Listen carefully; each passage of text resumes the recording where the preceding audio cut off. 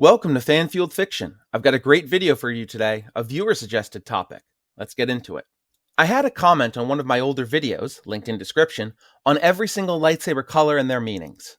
After a bit of discussion back and forth in the comments, I decided that I'd make a video addressing the topic. So, are Gray Jedi a thing? Well, yes and no. Let me explain. In Disney canon, no. Gray Jedi are not a thing. There is a much more stark dichotomy of light and dark in Disney canon, and as such, you're either good or evil. Honestly, a very childlike view on the universe, which fits with Disney's kid-friendly tone. In Legends, however, Gray Jedi are absolutely a thing, going back as far as 1998's Star Wars number 36, where Plo Koon's master Tyvoka spoke of Qui-gon Jinn, saying, "Jinn always does things his own way, always sure he is right, always incredulous if we do not see it his way. Some think he is a Gray Jedi." The term Gray Jedi had two meanings. First, it was the term that the Jedi Order and the Sith used to describe Force-sensitive individuals who walked the line between the light side and dark side without giving in to the dark side's pull.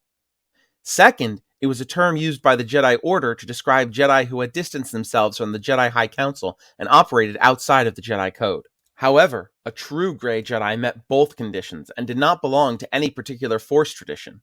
A great example is Jolee Bindo, a Padawan that left the Order during the time of the Old Republic. In his words, "I've seen my share of the dark and the light, and frankly both extremes annoy me." He had fundamental disagreements with the Jedi Order's tenets, and as such he went his own way.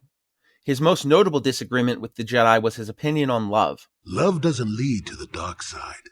Passion can lead to rage and fear, and can be controlled. But passion is not the same thing as love. Controlling your passions while being in love, that's what they should teach you to beware. But love itself will save you, not condemn you. Ahsoka Tano, while a canon character and thus technically not a Gray Jedi as written by Disney, does meet some of the criteria. She left the Jedi Order and follows her own path in the Force, no longer strictly adhering to the Jedi Code, and has used dark side powers, most notably Mind Probe on Morgan Elsbeth, without being corrupted by the dark side. She even states in Star Wars Rebels that she isn't a Jedi.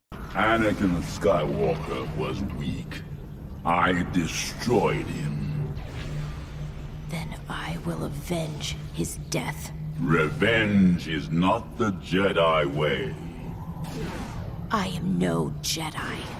The strongest evidence against her being a Gray Jedi is the fact that Morai, a being with spiritual ties to the daughter, the embodiment of the light side of the Force, follows Ahsoka around. As a friend of the channel described it, she was like a rebellious teen who thought she was trying all kinds of drugs, but was really just smoking a cigarette. Revan was a great example, at least before his fall to the dark side and corruption into a Sith. He didn't listen to the will of the Council when he led his Revanchists against the Mandalorians in the Mandalorian Wars, and he used a smattering of both light and dark powers. Even after his redemption and rediscovery of his identity, he still frequently defied the Jedi Council, such as his marriage to Basta Lashan, and how he continued to straddle the divide between the light side and dark side.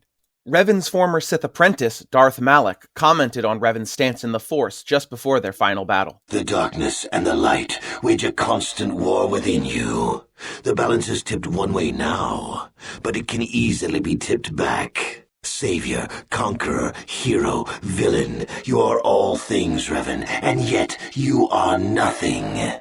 In the end, you belong to neither the light nor the darkness. You will forever stand alone." Kyle Katarn also fit the description, and even his philosophy on the Force was very indicative of a Gray Jedi path. He believed that Force powers aren't inherently light or dark, it's their application that matters. Remember, abilities are not inherently good or evil. It's how you use them. While the validity of that statement is questionable, Kyle Katarn was not corrupted by his use of the dark side, and while he did serve as an instructor at Luke's Jedi Praxium on Yavin 4, he continued to use both light and dark side powers, everything from healing and protection to Force lightning and Force choke. Qui-gon Jinn, Obi-Wan Kenobi's master, was often regarded as a Gray Jedi by members of the Order, due to his insistence on following the living Force rather than adhering to the Jedi Code. Obi-Wan even said to him, "If you would just follow the code, you would be on the council. They will not go along with you this time." You still have much to learn, my young apprentice.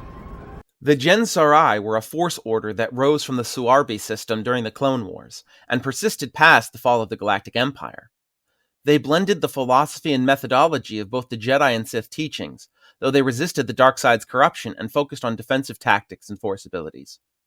They claimed to Luke Skywalker that they were not evil, and Luke agreed, saying, "No, the Jedi are not, nor are they wholly good."